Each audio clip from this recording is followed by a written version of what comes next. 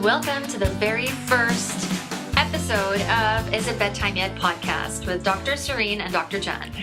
I'm Dr. Jenn Samstag. I'm a licensed clinical psychologist in LA, and I am the mom of a 20-month-old little girl. I can't believe she's already 20 months old.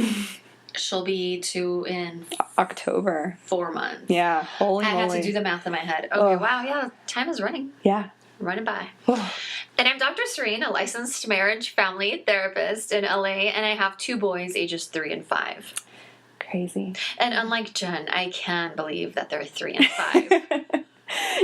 You mean time hasn't just flown by? Sometimes it crawls very, very slowly. No, I completely agree with that. Sometimes it feels like it's not moving, but sometimes it does absolutely feel like it's flying by. It's amazing how it happens simultaneously. It's both very slow and also very fast. Well, these last couple of weeks have been pure shit show. Oh my god, yeah, you need to share that. Well, so first let's tell our listeners what they're listening to. Yes, before you hear about the shit show. So this is It Bedtime Yet? It's our podcast for parents about mental health, but it's not about parenting. So essentially our podcast is going to be about the experience of being a parent and all the other elements of who you are as a person besides just being mom or dad or whatever makes you a parent, because you're made up of a million other parts. This is about you being you. Yeah. And you just also happen to be a parent. Exactly. Awesome. Yeah. So let's talk about what's been going on before we get into our first topic. Well, the time standing still. Last 3 weeks, we've had every kind of imaginable or unimaginable disease hit my house. We've had... Tis the season. Tis the season. They say spring is worse than winter. And I attest to that. Yeah. We've had 1 round of hand, foot, mouth with 1 kid, a round of ear infection, a round of strep throat. The other kid had the after effects of hand, foot, mouth, which is apparently a thing. Oh, lucky you. Yes. Apparently you don't really have to show the symptoms when you have hand, foot, mouth. Good. You can be a carrier. Good. And then after a while you can just have these really creepy blisters all over your fingers and your toes. And awesome. Yeah. So we had that. We had, the cold. I feel like I'm forgetting some things. I think there's a lot of other stuff going on. But and this was just in the matter of 3 weeks, and I'm so looking forward to just all these diseases leaving our house very soon. I'm sure. Oh, God, I know. We just had a couple really bad colds, and that felt like hell. So I can't even imagine, you had a full-on infirmary in your house. So my hat's off to you, girl. It's been fun. You're wearing a Wonder Woman shirt, and you fully... And a Wonder Woman bracelet. And a Wonder Woman bracelet, and you fully earned that title. Thank you. Yeah. Thank you. Yeah. But yeah, it's been so fun, and this is exactly the shit they don't tell you about. Exactly, which is our very first topic for our first episode. Shit they don't tell you about when you become a parent. We drew up a list. Yeah. We should go over the list and see if any of our listeners can relate. Yeah. And if I can relate to any topics you came up with. Yeah, and vice versa. Yes. Okay. Yeah. Well, I mean, the first one on our list, I think you could probably relate to, is that you or your kids will be sick all the time. Oh, yeah, we just already talked about that. Yeah. Absolutely. There's always going to be somebody throwing up. Yeah. Always. Yeah. And it's always on mom. Mom's always. It's always going to be on you, never on dad. And dad's, you're free. You're free of this. Yeah.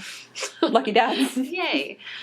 Yeah, but I mean, essentially, kids are cesspools of germs. Yeah. And especially when they go off to preschool, school, whatever, they're around other cesspools of germs, and they share their lovely germs, and they bring them home, and then everybody gets to experience them together. Ooh, I have a fun story. Oh. I was dropping off my kid, and, he sat down at his preschool to have his breakfast with his friends, and he sat next to this little girl, and they're talking and whatever, and she wanted to sneeze, so she did sneeze all over his food, and he continued to eat it, and I looked at it, and I mean, he's my second, so at this point I'm like, that's fine, whatever. Fine. I'll survive. But if she had a cold or whatever, he for sure got it, then I for sure got it.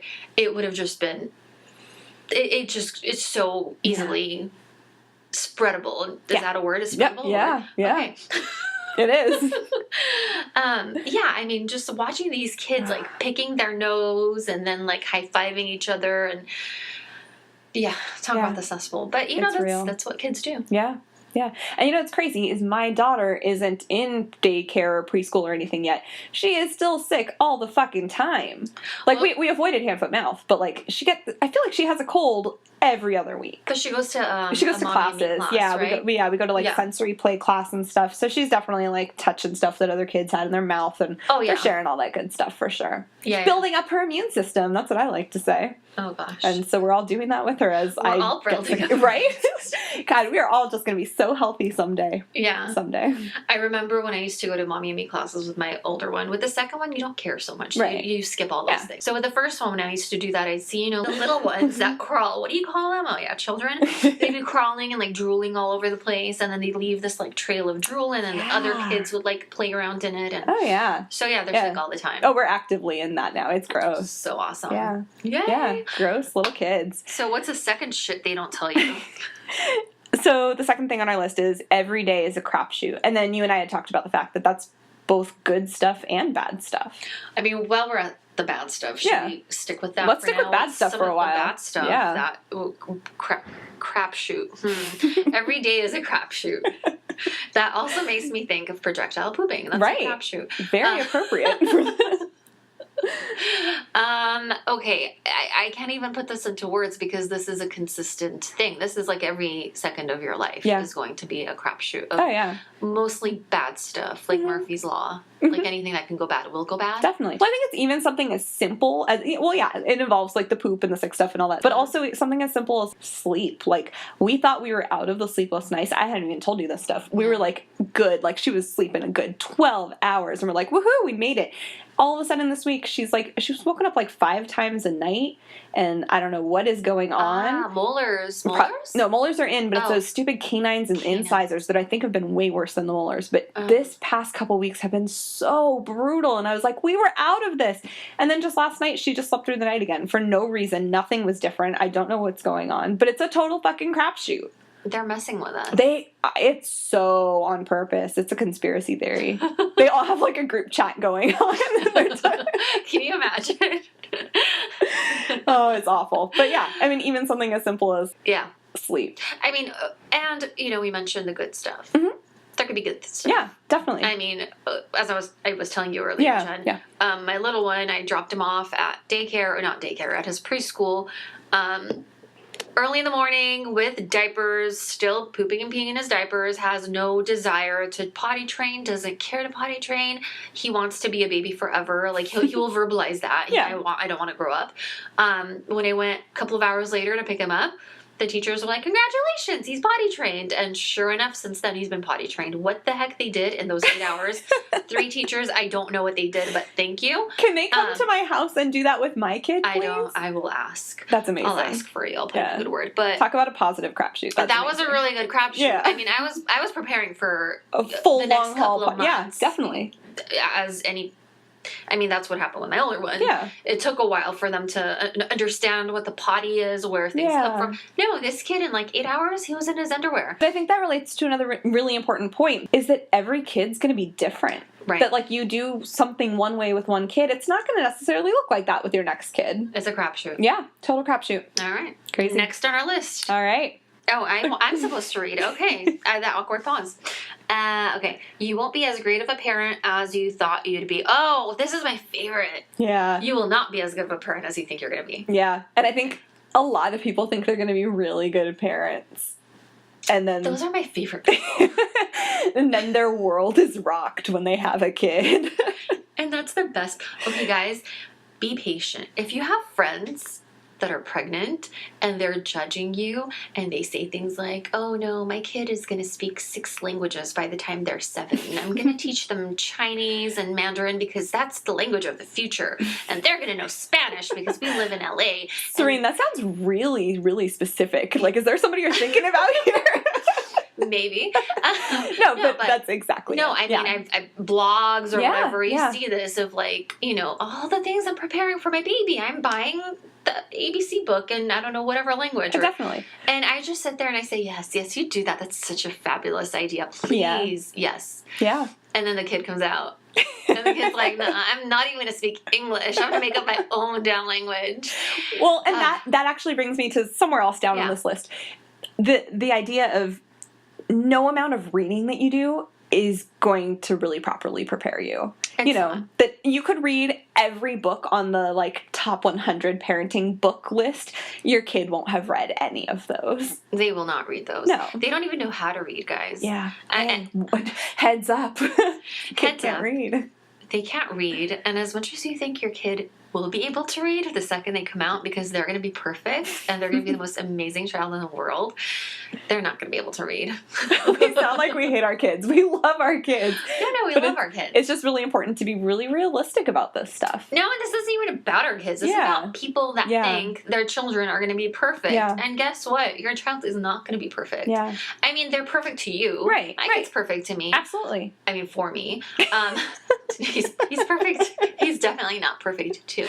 As he's throwing up all over you when he's sick and stuff. He's perfect. He's so nice to me. Yeah. No, he's perfect for me. Right. They're both perfect for me. But, I mean, are they perfect? No. Right. They don't know Mandarin. Or Spanish. Or, you know. But for that, they don't know for algebra. that fact, neither do I. I don't know any of those three, Mandarin or algebra. Your parents Or must be so disappointed. Yeah, it's a travesty. I'm the black sheep of the family. I don't even know where the language thing came from, but you know, it's a good example. I've read blogs of people saying that, you know, it's good for kids to know 10 million languages and whatever. But no, it's a good example, and it just illustrates the point that people really have really high expectations, not only for their kids but for themselves as parents and what they're going to look like as parents. And you have to be kind to yourself and realistic about this stuff, because parenting is fucking hard. And let's not liar. Okay, Sarine. I believe you. But I think a lot of people come into this not expecting it to be, and those are the people that get hit the hardest when it is, because it's hard. It's hard. Mm-hmm. Okay, now I'm tired. Just thinking about how hard it is. Don't get tired. Just have another bite of ice cream. Hold on. I have my little pint of ice cream right here with me. Oh, One second. We've really got to start doing that every week. This is really good. I love it. All right. Which actually brings us to another similar related topic. You might not love your child straight away, and that's okay. Oh, this is a touchy one. It's a really controversial one, I think. Yeah. Yeah. But I think it's way more common than people think. There's this expectation that you pop out a kid and that there's this instant love, like googly eyes, endorphins running, everything is good. No. But, I mean, let's not even forget the fact that, like, hormones are running. You're in excruciating pain after whatever kind of delivery you had. It's incredibly emotional. There's this foreign little living object that's just brought to you, and then they say, okay, here's your baby, take it home, love him or her forever. And it's scary and it's life altering, and not everybody has that instant connection right away, and it could take some time to build it up. It could. And I think the hormone situation, I mean, that's the first thing I wanted to bring up, was your hormones are all over the place. Yeah. You're not even, if you chose to have an epidural, you're not really yourself. Right.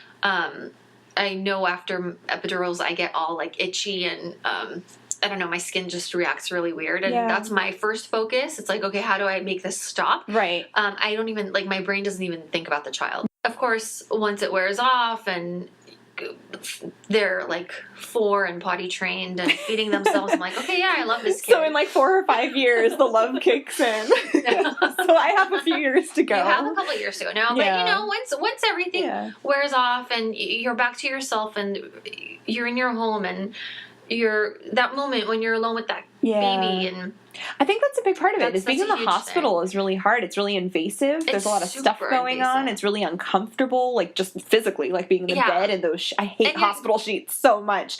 And just like there's nurses coming in, lifting up your blanket, checking all your bits and pieces to make sure everything's okay. Like it's hard to make a connection. And you're being monitored, right? And the baby's being monitored, and they're coming in every 3 hours to check on you. And there's a social worker coming in like once a day or whatever it is. And it feels very sterile. It's not a natural environment to be conducive to warm, lovey, huggy, warm feelings. Although I have to say now, as opposed to before when they used to take the baby away and the baby would be in their own little baby area, and it's different now because they kind of force you to be in the same room with the child.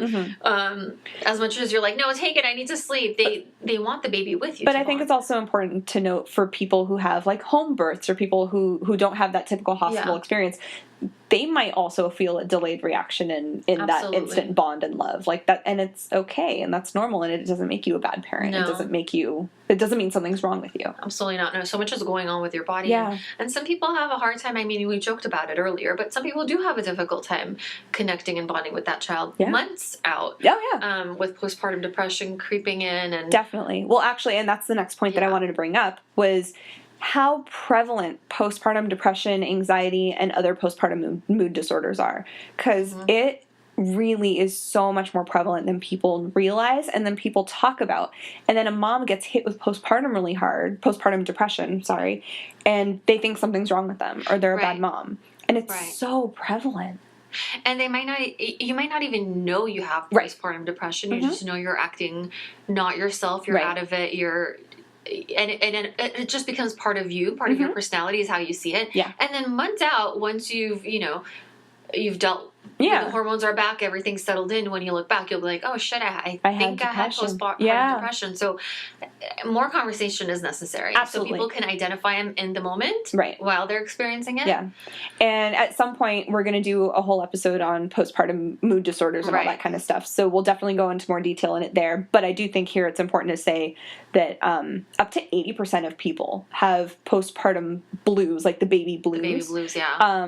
Which is a lot of people. And that's not depression, but it means that like you've had a major alteration in your mood. Right. And then up to 20% of people have some other kind of mood, like postnatal mood disorder of some kind. And that includes depression, anxiety, OCD, PTSD, and then also postpartum psychosis, which people don't talk about. Right. Oh, and postpartum bipolar disorder. Yeah. Yeah. And another thing, I don't want to spend too much time focusing on this topic because we will have a separate podcast for it, but I think it's important for the partners of the women giving birth to recognize that and to just be patient. Yeah. And to maybe help the partner realize, like, okay, you're going through this postpartum depression, because a lot of times the person going through it won't be able to identify it or even know that something's wrong. Right, or they just think they're crazy and their partner isn't validating them. And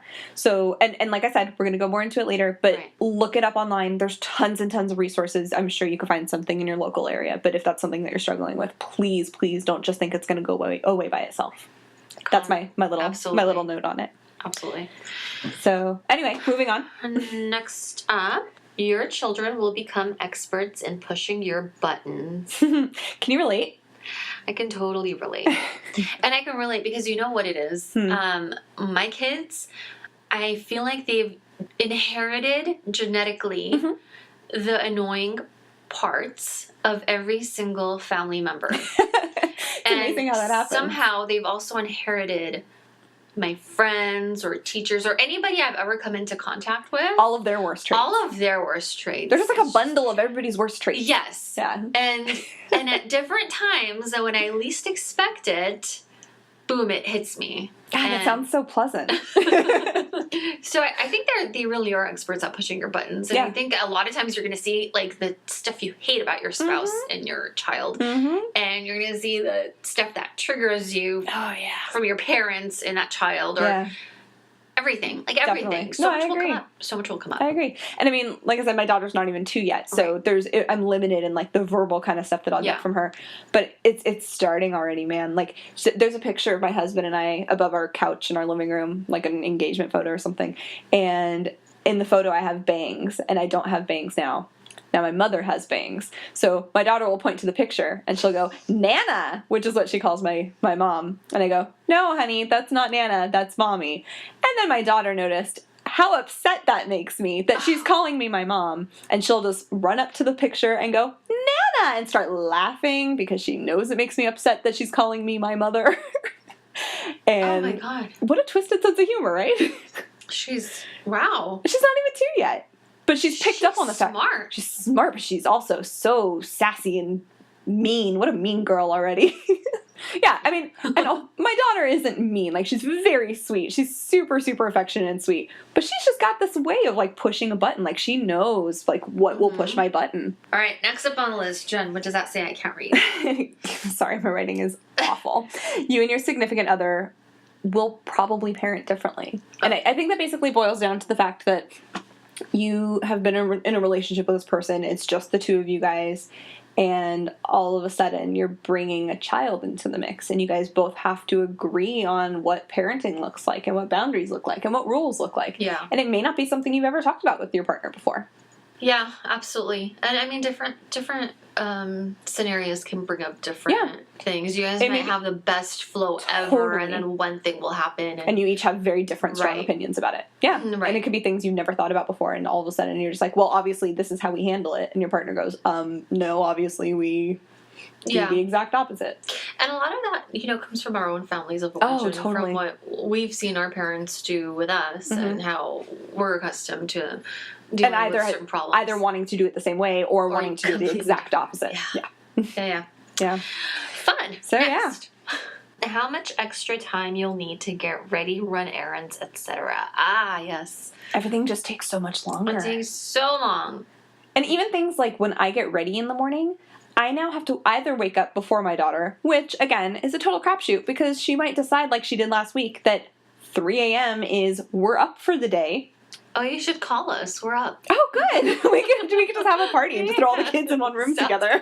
But, you either have to, plan getting ready around naps or around whatever's going on, or just know that if you're going to get ready, it's going to take a hell of a longer than it used to. And even things like running errands, just running to the grocery store, running to the post office.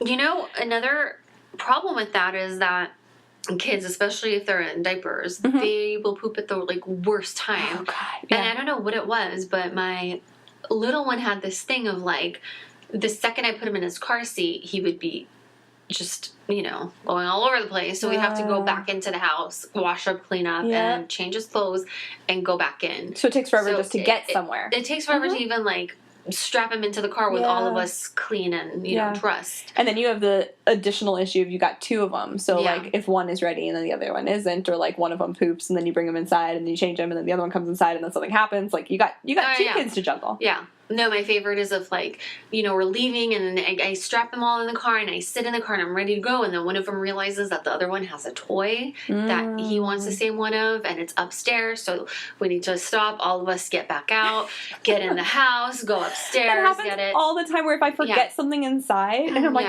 oh, now I have to unstrap you, bring you inside with me, go get the thing, come back in. I'm like, why can't I just leave you here? And I'm like, because you can't do that. You can't just leave a kid in the car. Oh, right. Laws and, safety and all that stuff. But it's thing. so frustrating. It takes so long to do anything. Another thing that people don't tell you, is the physical changes that happen after having a kid. Obviously, people know that your body changes. No, they don't. Well, they know that, you carry some baby weight and stuff. What about, your hair falling out? Yeah. What about, all of a sudden getting acne when you never used to have it? Jen, I have no idea what you're talking about because there's Catherine Middleton, or whatever, Duchess Catherine. There's Chrissy Teigen, the Kardashians. There's a host of moms that have a baby and then the next day look incredible. They obviously have some kind of they have some kind of secret that they're not sharing with me anyway. And maybe all of our listeners have the Kardashian Kate Middleton handbook. They do. We just never got it. Why won't they share it with us, Sarine? It's not fair. It's not fair. But things like your hair falling out. Yeah. They don't tell you in pre-baby class, when you go to the hospital baby class, that your hair will fall out and that for up to 2 years afterwards you're going to have these crazy baby hairs that look like somebody butchered bangs. And they don't tell you that you might not go back to your pre-baby shape. Right. Not even your pre-baby weight. You might go back to that weight, but your body has changed. Yeah. Your bones have expanded, your hips have expanded. Everything's things have moved around. There's been a lot of movement in here. Oh, yeah. So you might not bounce back to the same shape. You might still be thin or whatever you were. Right. I don't know. But it's just not going to be the same. Right. Things will have changed. People always talk about stretch marks, scars, all that kind of stuff. But skin changes, your vision can change, your foot size can change, all that kind of stuff. Yeah. It's crazy. All right. Oh. That's a good one. Shit, they don't tell you. It's a really good one. You can never go to the bathroom alone. Ever again. And why would you want to? No, it's such a social experience and not gross or vulnerable at all.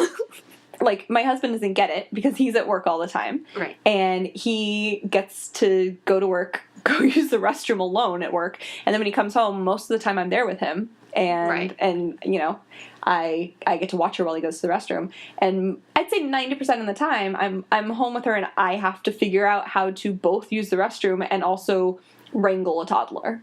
Right. It's crazy. And being a parent is nuts. I mean, you're lucky you actually get to use the restroom because there'll be times where I'll be like walking towards the bathroom and suddenly everybody, like my husband and my kids, remember something they need to ask me or want from me. Yeah. So then 5 minutes later, I find myself in the middle of the bathroom. We're all standing there, all four of us, having a conversation about where my son left his green crayon. Right. Because that's when they remember to ask me about it. Definitely. Or, you know, you can't get up and go towards the bathroom. Right. Take a detour, get rid of him, lose him somehow. Yeah. And then Yeah. No, it's like impossible.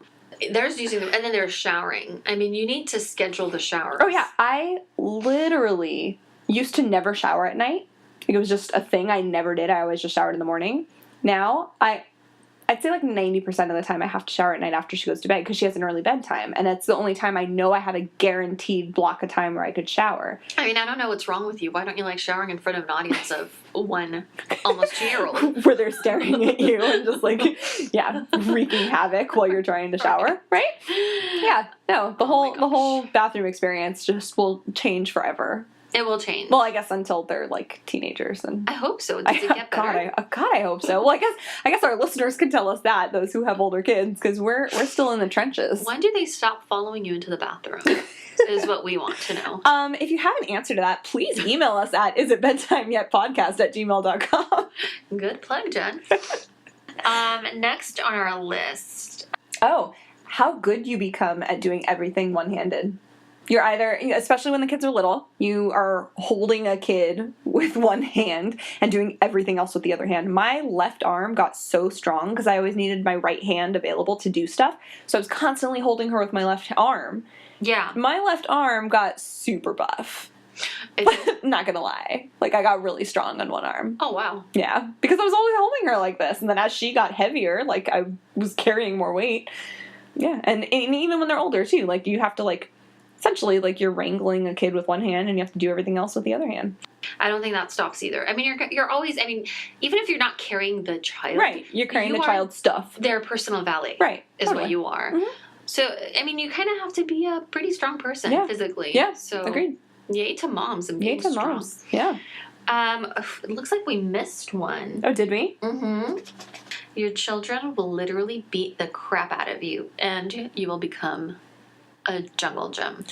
You know, as I was writing that down this morning, I wrote it with one hand while my daughter was climbing all over me, like, essentially, like, stepping on, I was sitting on the couch, and she was, like, stepping on me, trying to climb up my head, and was, like, I don't even know what she wanted, but she was just climbing all over me. Right. She thought it was hilarious. I was like, hey, mean girl, I'm trying to just write something down on a piece of paper. Give me a minute. Yeah. Yeah. And they will beat the crap out of you because sometimes they want to pretend like they're the Hulk and you're the bad guy.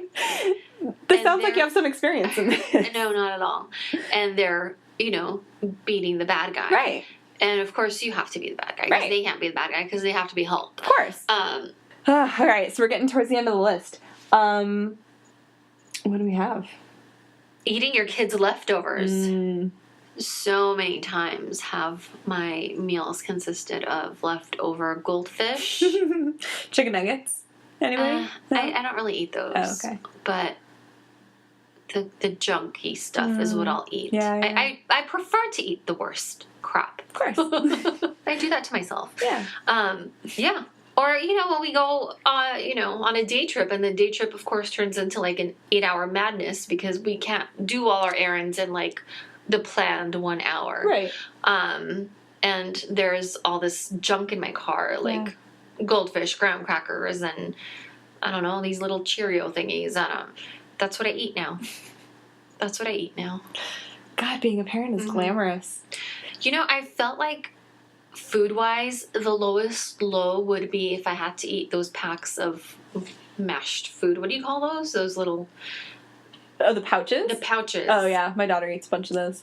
Yeah. And I honestly, everybody's always like, I always try any food that I have my baby eat. I've never tried a pouch because the texture just grosses me out. And I always felt like I'll know I've hit rock bottom when I eat one of those pouches. Gonna eat a pouch. And thank God that's never happened. And we're out of that. I was gonna say, now. I think you're in the clear now. Well, I'm unless you have another kid at some point. Yeah. I hope I don't hit rock bottom. Yeah. I've always considered that my rock bottom. Yeah, I think that.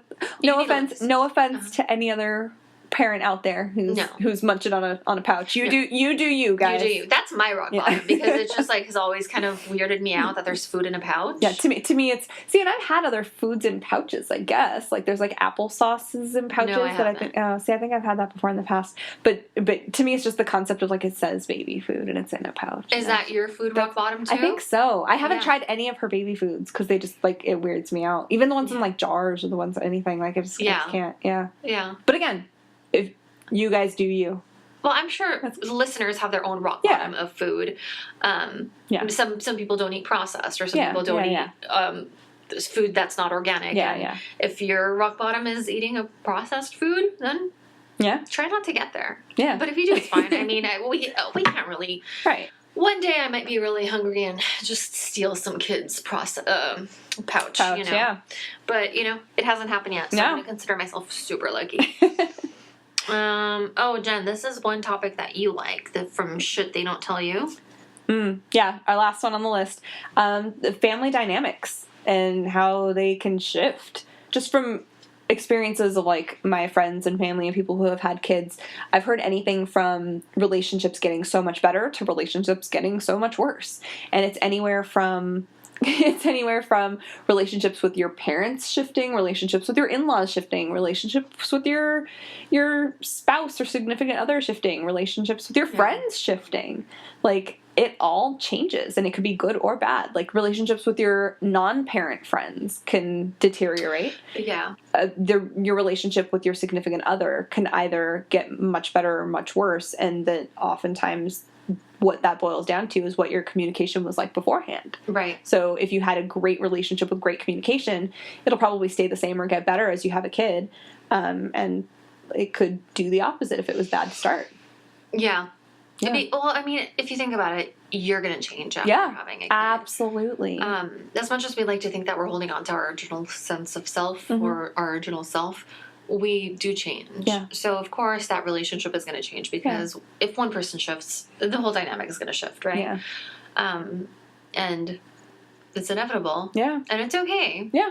I mean, some relationships could even get better. Mm-hmm. It doesn't just because there's a shift or a change doesn't mean we're implying that it's going to be a bad change. Oh yeah, like your relationship with your parents or your in-laws can get significantly closer when you have a baby because you're like, oh, now I have more appreciation for what they went through, or you know, maybe they step in to really help out a lot, or maybe you know, like any of that good stuff, or maybe it brings out a lot of family drama and trauma and like old stuff that comes out and it gets way worse. Like it could be anything. I personally think that the one thing that's the most helpful thing to focus on, specifically regarding this topic, is focusing on your relationship with yourself first. And making sure that you are taking care of yourself and there is time for self-care and carving out that me time, that alone time, even if it is just to go to the bathroom or whatever. I think if you have a good relationship with yourself and you're able to maintain your sanity and all the chaos that is going to come with having a kid, you'll be able to handle any change that comes from either you or from the other person. Definitely. Yeah. Yeah. So that's some shit they don't tell you. Yeah. There's a lot more. But I thought this was a good place to start. I'm sure we'll be talking about more shit they don't tell us in future episodes, along with a bunch of other awesome topics. Yeah. Thank you guys for joining us for our very first episode. So exciting. Yeah, super exciting. And we've got a lot of really cool stuff coming up.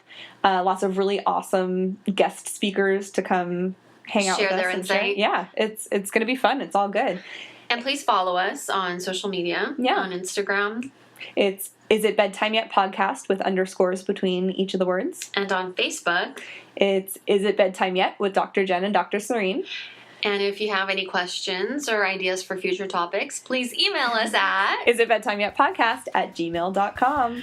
And for today, this is Dr. Sarine and Dr. Jenn asking, is it bedtime yet?